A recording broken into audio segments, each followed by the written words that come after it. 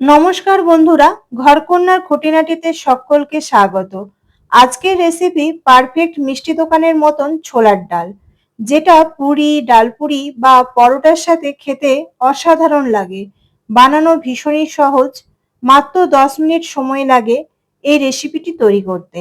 আসুন দেখে নেওয়া যাক আমার আজকের রেসিপি। নিরামিষ ছোলার ডাল বানানোর জন্য আমি একটা বাটির মধ্যে নিয়ে নিয়েছি 1 কাপ পরিমাণ ছোলার ডাল আর 1 কাপ পরিমাণ মটর, আর নিয়েছি দুটো মিডিয়াম সাইজের আলু খোসা সহ বড় বড় সাইজে কেটে নিয়েছি। ডালটাকে জল পাল্টে পাল্টে পরিষ্কার জল দিয়ে ভালো করে ধুয়ে নিতে হবে। 2 থেকে 3 বার জল বদলে বদলে আমি ডালটাকে ভালো করে ধুয়ে নিচ্ছি। এবার ডাল আর আলু প্রেসার কুকারে সেদ্ধ করে নেব। তার জন্য প্রেসার কুকারে দিয়ে দিচ্ছি ডাল আর আলু, পরিমাণ মতন দিয়ে দেব জল। মিষ্টির দোকানে কচুরি বা পরোটার সাথে যে ছোলার ডালটা দেওয়া হয় তার মধ্যে কিন্তু খোসা সহ আলু ব্যবহার করা হয়, তাতে ছোলার ডাল স্বাদ অন্যরকম হয়। আপনারা একবার দিয়ে দেখতে পারেন। লবণ আমি এখানে অল্প পরিমাণ দিলাম, পরে প্রয়োজন পড়লে আবারও লবণ দেওয়া যাবে। প্রেসার কুকারে ঢাকনা লাগিয়ে গ্যাস জেলে গ্যাসের ফ্লেম মিডিয়ামে রেখে সেদ্ধ করে নেব ডাল আর আলু। 2 থেকে 3টে সিটি দিয়ে ডাল আর আলু সেদ্ধ করে নেব। কুকার থেকে ঠান্ডা করে ঢেলে নিয়েছি সেদ্ধ ডাল আলু একটা বাটির মধ্যে।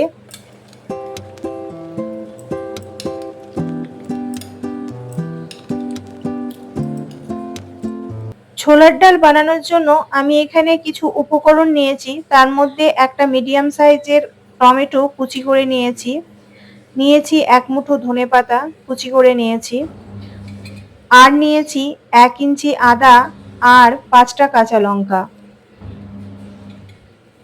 নিয়েছি 1 মুঠো নারকেল কুচি করে নিয়েছি নারকেলটাকে, আর নিয়েছি কিছু গুঁড়ো মশলা, যেমন ফোড়নে দেওয়ার জন্য 2টো শুকনো লঙ্কা, 1টি তেজপাতা, দারচিনি, 2টো এলাচ,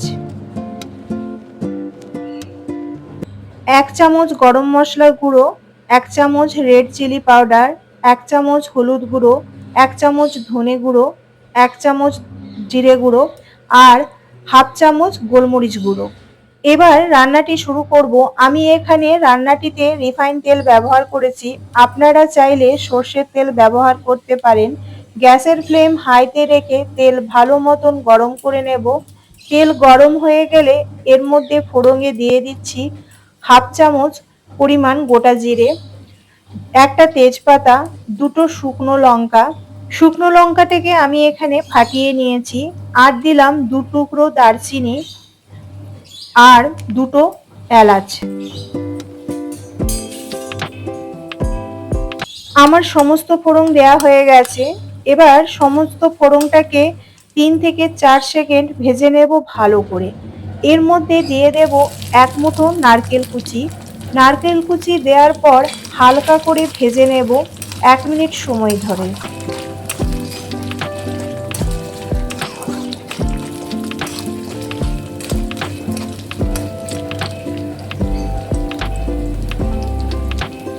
এবার হিং দিয়ে দেব।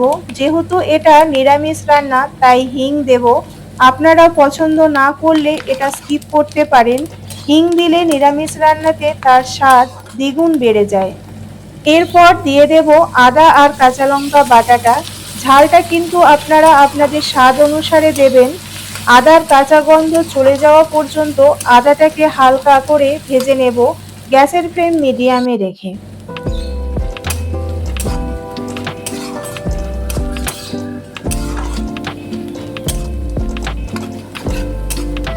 এর মধ্যে দিয়ে দেব একটা মিডিয়াম সাইজের টমেটো।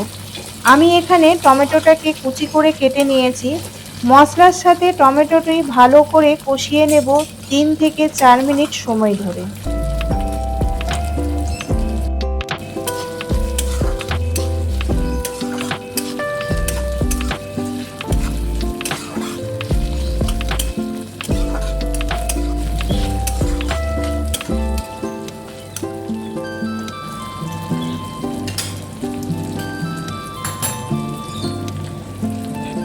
আদা, কাঁচা লঙ্কা আর টমেটোটা ভাজা হয়ে গেলে এবার সমস্ত গুঁড়ো মশলাগুলো দিয়ে দেব। হলুদ গুঁড়ো, জিরে গুঁড়ো, ধনে গুঁড়ো, গরম মশলা গুঁড়ো, গোলমরিচ গুঁড়ো আর রেড চিলি পাউডার। এবার সমস্ত মশলাগুলোকে কষিয়ে নিচ্ছি গ্যাসের ফ্লেম লোতে রেখে মিনিট ৫-৬ সময় ধরে।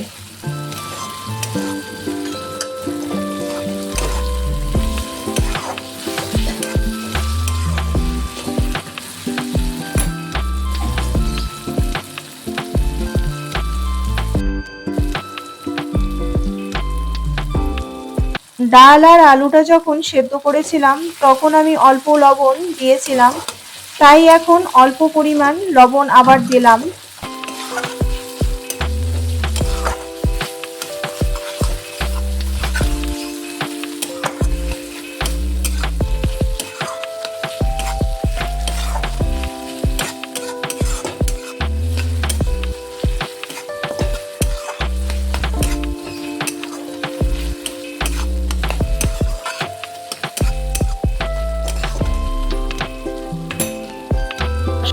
মশলাটা আমার এখানে ভালো মতন কষানো হয়ে গেছে। দেখুন মশলা থেকে তেল ছেড়ে গেছে।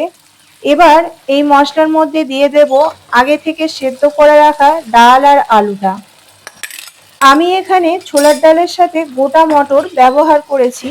নিরামিষ ছোলার ডালে তাতে যদি গোটা মটর দেওয়া হয় তাহলে ছোলার ডালের স্বাদ অসাধারণ হয়ে যায়।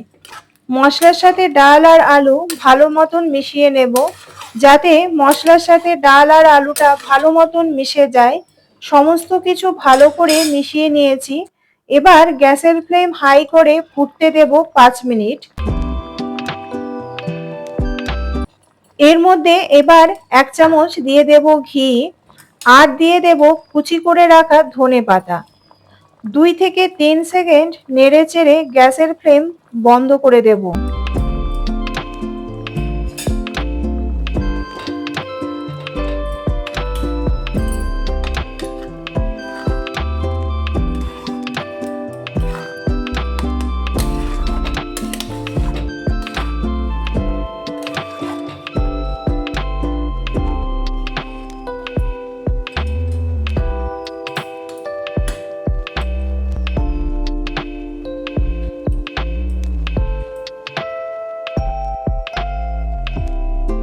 তৈরি হয়ে গেছে একদম মিষ্টি দোকানের মতন ছোলার ডাল।